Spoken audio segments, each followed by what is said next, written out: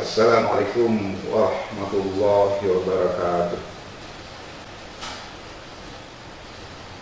Alhamdulillahilladzi arsala rasulahu bil huda wa dinil haqq liyudhhirahu 'ala ad-dini kullih wa kafaa billahi shahida. Ashhadu an la ilaha illallah wahdahu la syarika lah wa ashhadu anna Muhammadan 'abduhu wa rasuluh. Allahumma shalli wa sallim wa barik ala sayyidina Muhammad wa ala alihi wa sahbihi ajma'in. Pemirsa yang berbahagia, ketika kita sholat ada ayat yang senantiasa kita ucapkan di dalam surah Al-Fatihah. Pada ayat yang kelima dan keenam, Iyyaka na'budu wa iyyaka nasta'in ihdinas siratal mustaqim.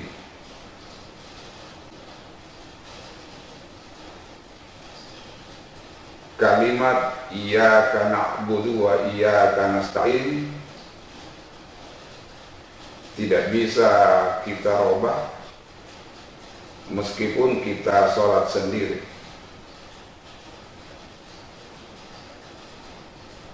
Hanya kepadamu ya Allah kami menyembah atau kami beribadah, dan hanya kepadamu kami meminta pertolongan. Kemudian pada ayat yang ke-6, ihdinas siratal mustaqim, tunjukilah kami jalan yang luas lagi lurus.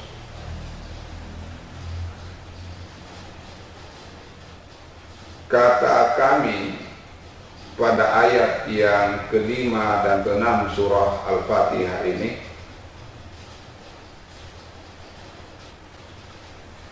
sebagai isyarat bagi kita bahwa seorang muslim hendaklah dia merasa sebagai satu kesatuan dengan muslim-muslim yang lain.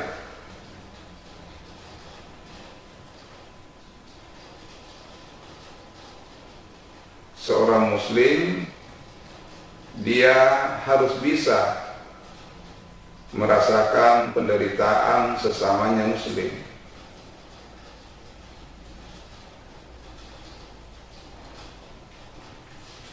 Bila kita ibaratkan dengan tubuh, maka ketika satu bagian merasa sakit, bagian tubuh yang lain pun pasti ikut merasakan sakit. Bagian tapak risih atau ulun tapak risih, tetapi babata pasti ngandoi. Mungkin mana pangambe tagi lebaji atau apabila jaraki geliki kulle konsentrasi karena pak resi bangkenta atau pak resi ulunta.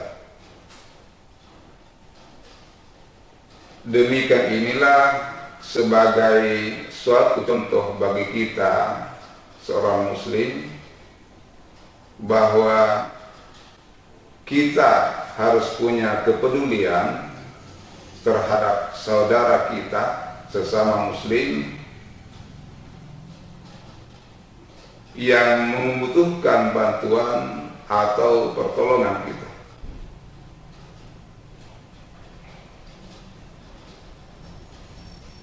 Kita tentunya masih ingat kisah Qarun di dalam Al-Quran.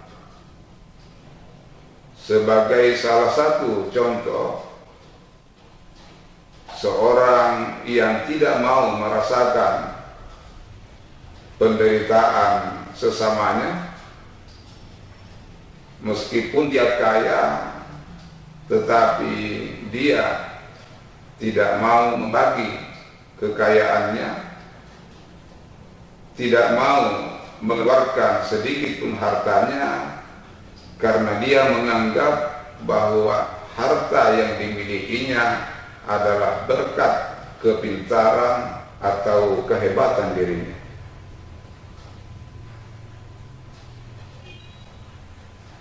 Kita juga tentunya masih mengingat firman Allah di dalam surah Al-Ma'un bahwa meskipun seseorang rajin sholat, tetapi dia tidak mau mengeluarkan hartanya ketika dia mampu dan tidak memberikan bantuan kepada orang-orang lemah, fakir miskin dan anak yatim, maka dia digolongkan sebagai orang yang tidak percaya kepada hari kemudian, atau dia tidak percaya kepada hari pembalasan, dan juga bisa dikatakan sebagai orang yang mendustakan agama. Pemirsa yang berbahagia, agama kita adalah agama yang senantiasa mengingatkan kepada pemeluknya untuk rajin bekerja, giat berusaha. Di dalam Al-Quran dan juga hadis-hadis Nabi, kita senantiasa diperintahkan untuk tidak bermalas-malasan.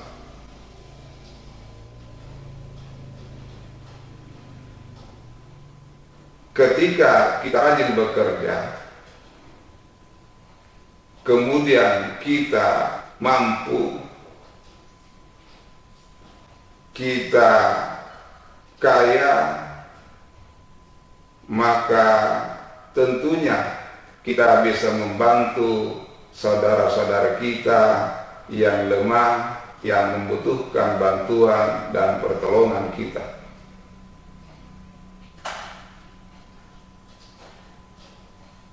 Ajaran agama kita, terutama zakat,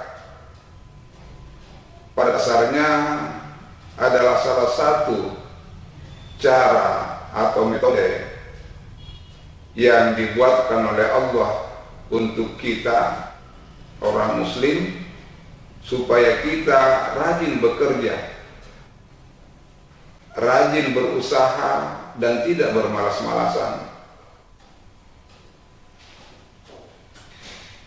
Jangan menunggu pemberian, tetapi hendaklah kita berusaha untuk bagaimana supaya bisa memberi kepada orang lain.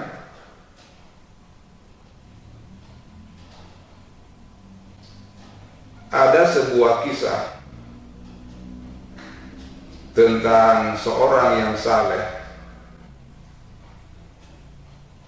yang bernama Al-Balkhi.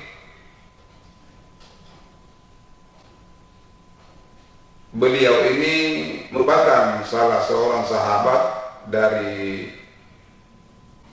Ibrahim bin Adham, seorang tokoh sufi yang terkenal. Suatu ketika Al-Balkhi ini ingin mengadakan perjalanan dagang, dan dia pun berpamit kepada sahabatnya Ibrahim bin Adham.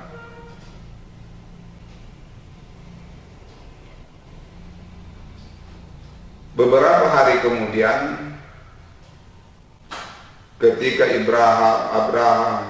Ibrahim bin Adam ini berada di masjid, dia kaget lakuan ngura Rey Al-Balkhiri ini di masjid. Padahal baru beberapa hari dia mengadakan perjalanan dagang. Ampam watalun Allah kampana namura sikalire kemudian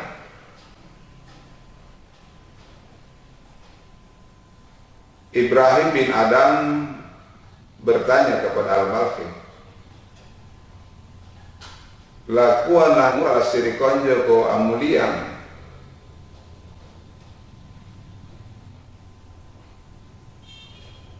Al-Balkhi berkata, lasir yang kemudian karya tunggu lampa adanggang dalam perjalanan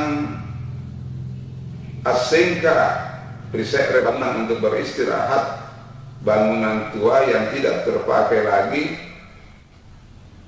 Kemudian pujanjang ini Dri injo jangan-jangan nubuta nang kempang.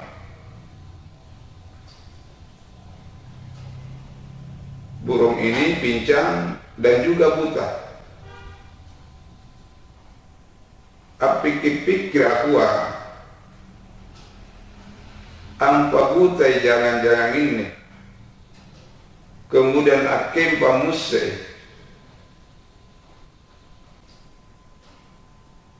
inai modalasare ikan re na kulit tahan atala sa pohon ni.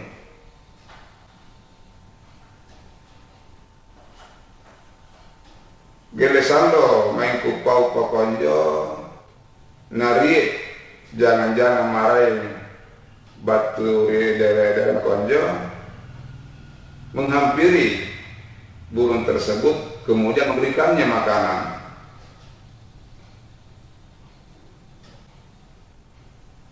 Lakumu Al-Balkhi dari dalam pikiranna ampa jangan-jangan ini butai kemudian akem pamuse nah kulle japital lasa karena ri jangan-jangan marahin lajami rezekina, maka mungkin nakke mendapat jawab kulle japital lasa orang lain yang menjamin rezeki saya.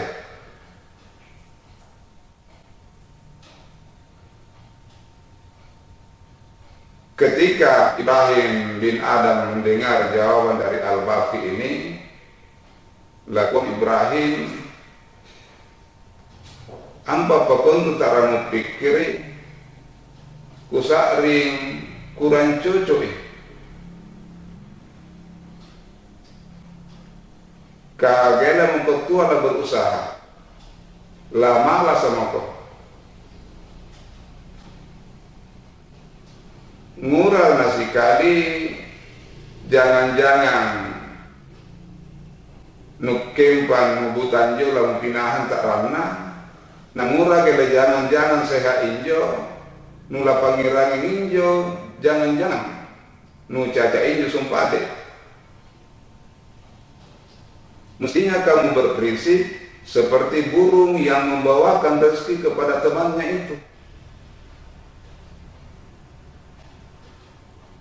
Jangan Anda berpikiran untuk mengemis,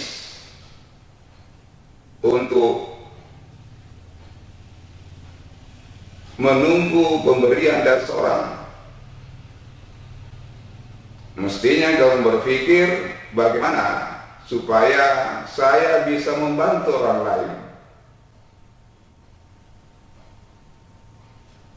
Sungkai pokoknya Ibrahim bin Adam langsung Al-Balkhi sadar dan dia langsung mengucapkan salam kepada Ibrahim dan kemudian dia langsung kembali berusaha seperti sebelum dia mengadakan perjalanan dagang tersebut.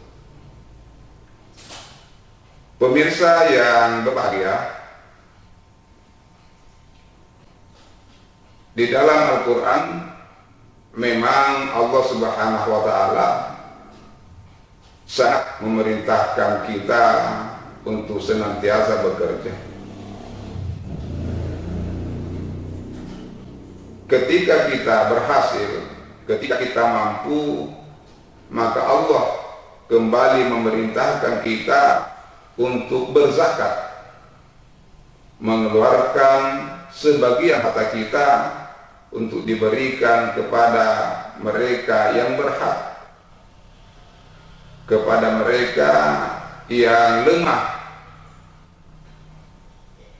yang membutuhkan bantuan dan pertolongan kita, terutama fakir miskin dan anak yatim.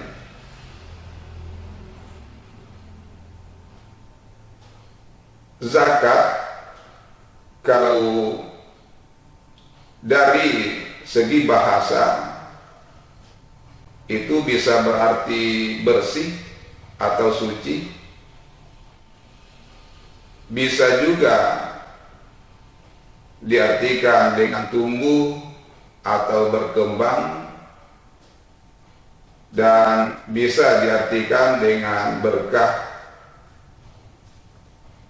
atau terpuji.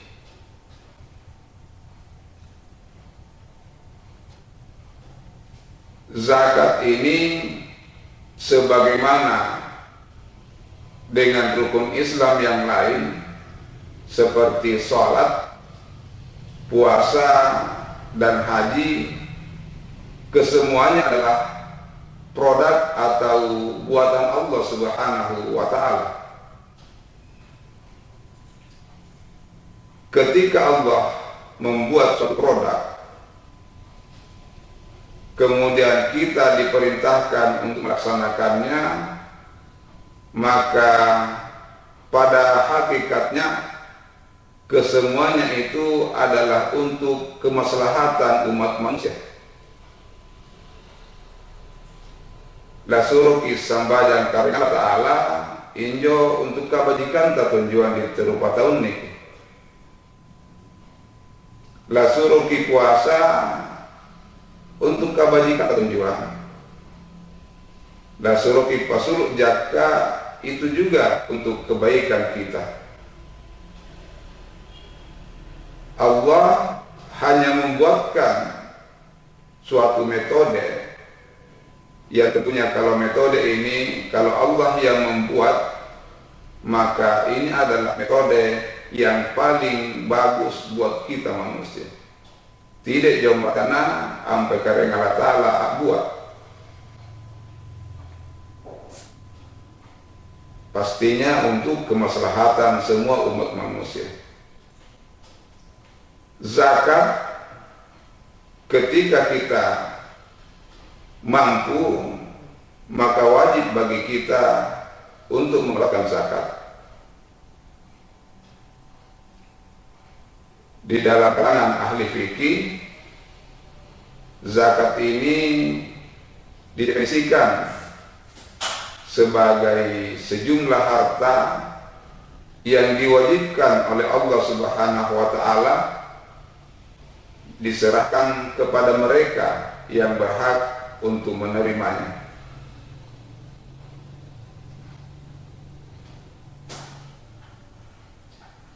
Sebagaimana halnya dengan sholat, zakat ada tata cara, ada aturan yang diberikan Allah Subhanahu wa Ta'ala supaya pelaksanaan daripada kewajiban berzakat ini tercapai sebagaimana maksud dan tujuan daripada diwajibkannya kepada kita.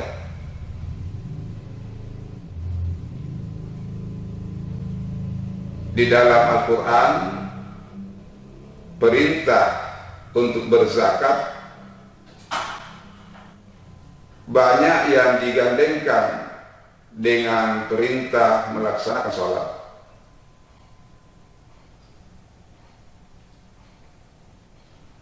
Ahli tafsir berpendapat bahwa 27 kali di dalam Al-Quran kata wa'atu zakah atau wa'yutuna zakah digandengkan dengan perintah melaksanakan sholat, yaitu aqimus sholat atau yuqimunas sholat atau aqamus sholat. Ampang ngaji ki biasa dibaca yuqimunas sholat wa yu'tunaz zakat atau wa aqamus sholat wa ataz zakat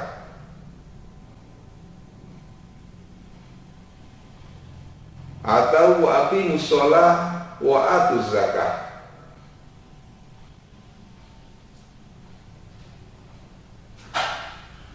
Ulama berpendapat bahwa ketika perintah untuk menaikkan zakat ini digandengkan dengan perintah sholat,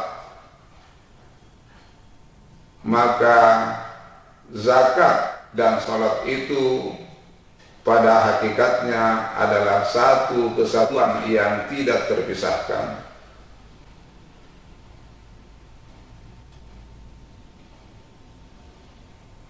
Makanya perintah untuk melaksanakan sholat, kalaupun kita rajin sholat dan kita mampu kemudian tidak menunaikan zakat, maka Al-Quran mengisyaratkan kita bukanlah termasuk orang yang beriman kalau kita mengingkari kewajiban zakat tersebut.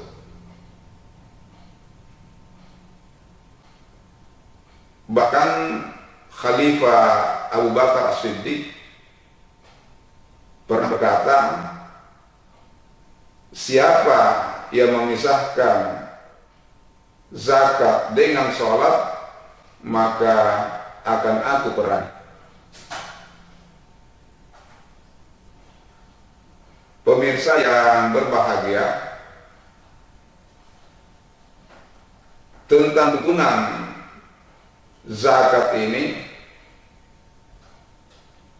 Al-Quran memberikan isyarat dengan mendahului kata zakat ini dengan kata wa'atu zakat.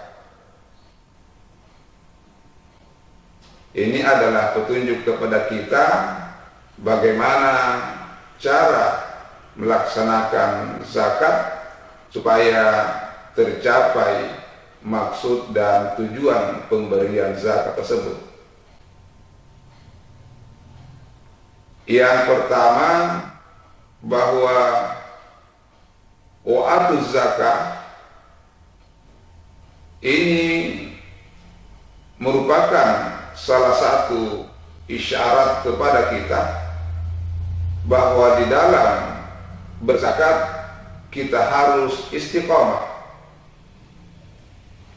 kita harus jujur.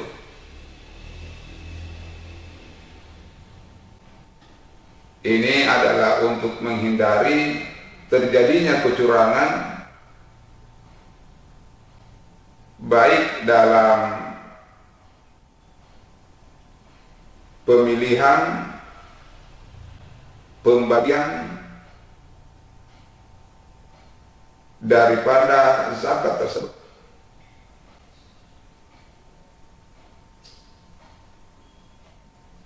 Yang kedua, salah satu kandungan makna daripada kalimat wa'atu zakah ini kepada kita yang berzakat, yang mampu, supaya kita bergegas dan tidak menunda waktu pelaksanaan daripada kewajiban berzakat ini.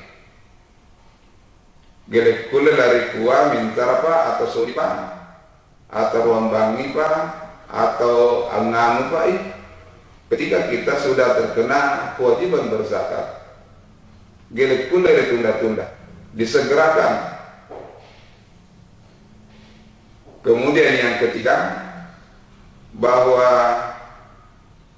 bagi kita yang menerima zakat, maka hendaklah kita permudah penerimaannya, dan dalam penyalurannya pun hendaknya sesuai dengan aturan yang telah ditetapkan oleh agama kita. Al-Quran mengatakan bahwa mereka yang melaksanakan petunjuk ini disebut sebagai orang yang bijaksana. Dia bersikap istiqomah, jujur, kemudian mengeluarkan zakat dengan tidak menunda-nunda waktunya, dan ketika dia menerima zakat, maka dia mempermudah proses penerimaan zakat tersebut dan mengantarkannya kepada yang berhak menerimanya. Pemirsa yang berbahagia, ketika kita berzakat, maka ini adalah salah satu cara yang diberikan Allah kepada kita supaya manusia bisa mengikis atau bisa menekan sifat kikir yang ada pada dirinya. Detail patamiki pada dasarnya nuris sifat kikir kita, dan ini diakui sendiri oleh Al-Quran bahwa manusia terkadang bersifat kikir.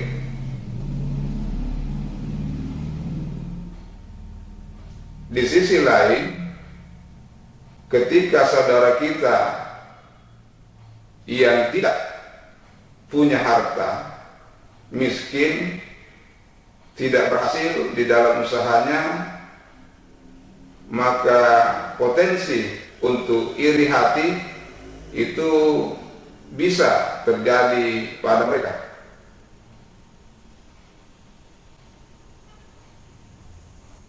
Ketika Allah mewajibkan kita untuk berzakat, maka ini adalah salah satu cara supaya keharmonisan kehidupan bermasyarakat kita tetap terpelihara, terutama dalam kaitannya antara kehidupan si kaya dan si miskin.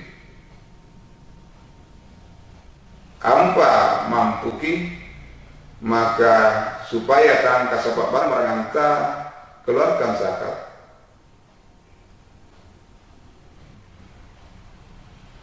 Yang tidak mampu, ketika dia menerima zakat, menerima bantuan dari orang kaya, maka sifat iri hatinya pun sedikit demi sedikit akan hilang.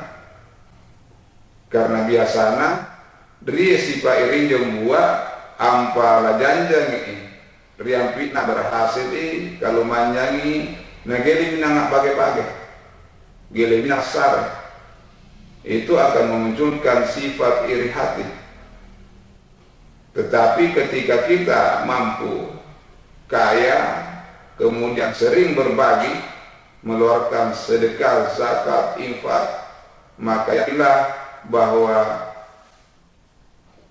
mereka yang punya kecenderungan untuk iri hati terhadap kita pasti lainnya, karena melihat bahwa yang mampu atau yang kaya juga mengeluarkan sebagian dari hartanya, dan memang ini kita diperintahkan oleh Allah Subhanahu wa taala tidak boleh mengakui keseluruhan harta kita itu sebagai milik kita, dan tetap mengakui bahwa ada hak orang lain di dalam harta yang kita miliki.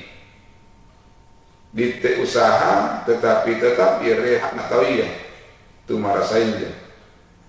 Sehingga dengan demikian ampari pasului bagianna, maka harta kita menjadi suci, harta kita menjadi bersih, jiwa kita pun juga menjadi bersih, menjadi suci, dan saudara kita yang miskin, yang lemah, atau yang tidak memiliki kemampuan sebagaimana yang kita miliki juga bisa merasakan apa yang kita rasakan. Tampillah musibah injol, dan ketika ini terjadi dalam satu komunitas, dalam satu kelompok masyarakat, maka kejahatan di situ dan tidak akan terjadi karena semuanya akan saling menyayangi. Dan ini juga prinsip kita sebagai seorang muslim, harus bisa merasakan penderitaan sesama kita orang muslim. Lebih dan kurangnya mohon dimaafkan. Allahu a'lam bishawab. Wabillahi taufiq wal hidayah. Assalamualaikum warahmatullahi wabarakatuh.